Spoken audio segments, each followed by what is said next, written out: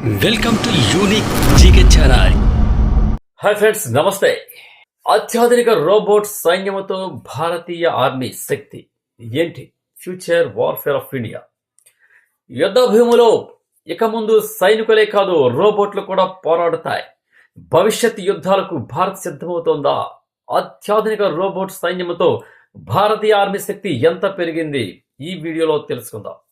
Robot సైన్యం అంటే మనుషుల స్థానంలో పనిచేసే ఆర్టిఫిషియల్ ఇంటెలిజెన్స్ ఆధారిత యంత్రాలు.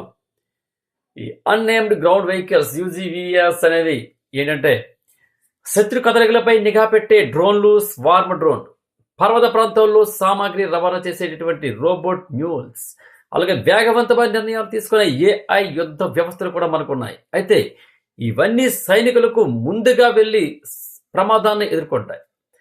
భారత సైన్యంలో వినియోగం ఎలా ఉందంటే, ఇప్పటికే భారత సైన్యం లద్దాఖ్, కాశ్మీర్ లాంటి అత్యంత ప్రమాదకర ప్రాంతాల్లో రోబోట్లు, డ్రోన్లను వినియోగిస్తుంది. అయితే డిఆర్డిఓ, మేక్ ఇన్ ఇండియా స్టార్టప్లు కలిసి స్వదేశీ రోబోట్లను అభివృద్ధి చేస్తున్నాయి.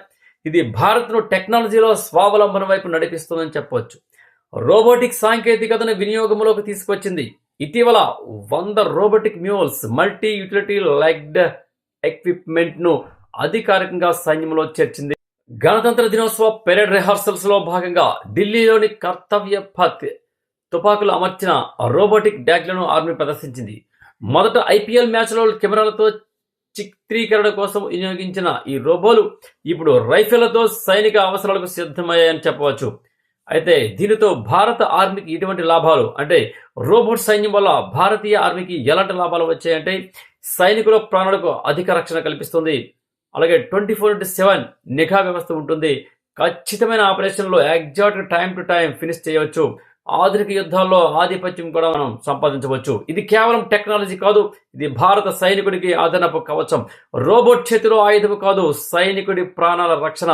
అత్యాధునిక రోబోట్ సైన్యంతో భారతీయ ఆర్మీ శక్తి కొత్త శిఖరాలకు చేరుతుంది. హలో, మిమ్మల్ని వీడియో నచ్చితే సబ్స్క్రైబ్ చేయండి, నచ్చకపోతే కామెంట్ మాత్రం తప్పనిసరిగా చేయండి. Thank you.